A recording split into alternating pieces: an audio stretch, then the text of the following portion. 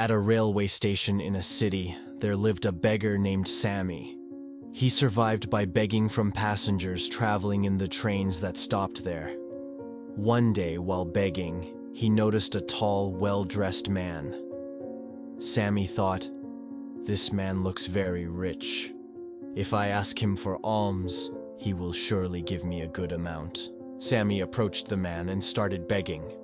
The tall man looked at him and said, "You always ask from others, but have you ever given anything to anyone?"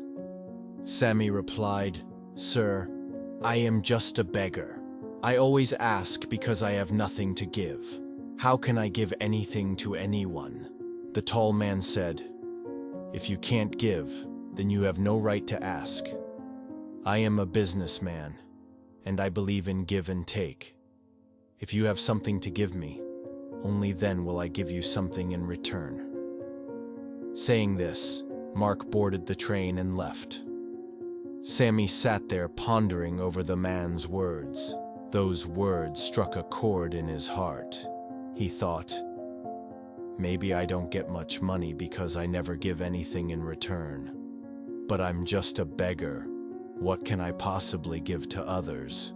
After much thought, he decided that from now on, whoever gives him alms, he would give something in return. But a question troubled him. What can I, a beggar, give in return? For 2 days, he couldn't find an answer. On the third day, as he sat near the station, he noticed some flowers blooming on the plants nearby. An idea struck him. Why don't I give flowers to people in return for their alms? He liked the idea and picked a few flowers. When he begged on the train that day, he gave flowers to everyone who gave him money. People appreciated this gesture and kept the flowers with them happily. From then on, Sammy began plucking flowers every morning and giving them to people who gave him alms. He noticed that more people started giving him money.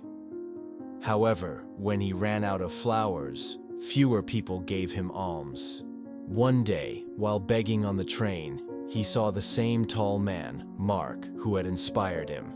Sammy immediately approached him and said, "Today I have something to give you.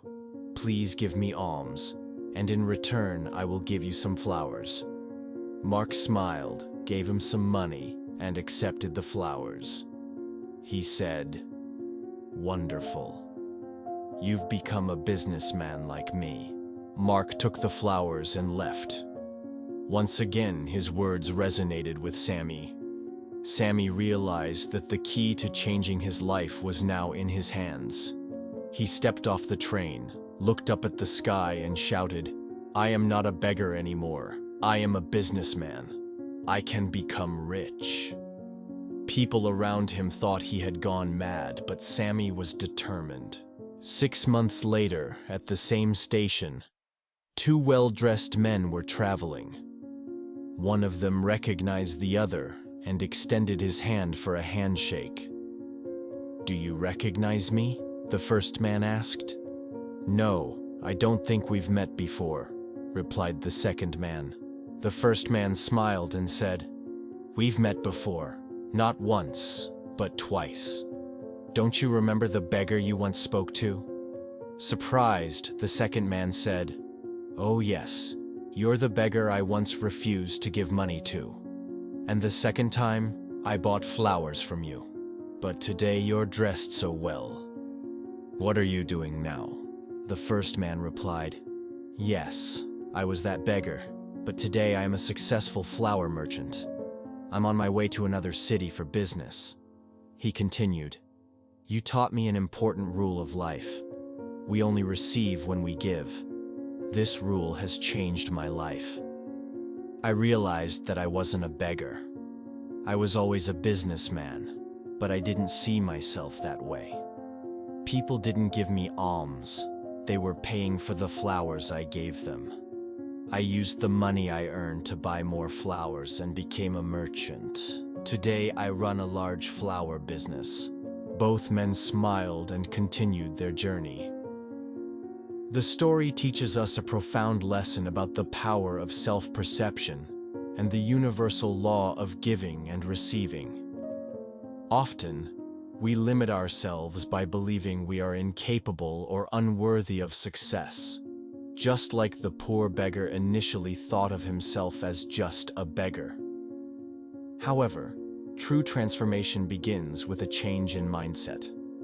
When we shift our focus from merely taking to also giving, whether it's through kindness, effort, or value, we open doors to opportunities and growth.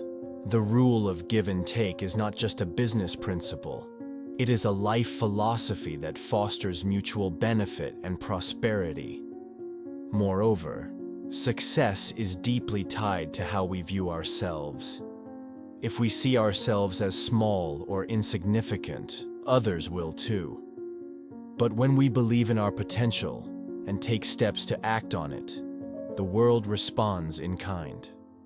Sammy's journey from a beggar to a successful businessman reminds us that no dream is too big, and no situation is too hopeless if we dare to think differently, act boldly, and believe in our ability to rise above our circumstances.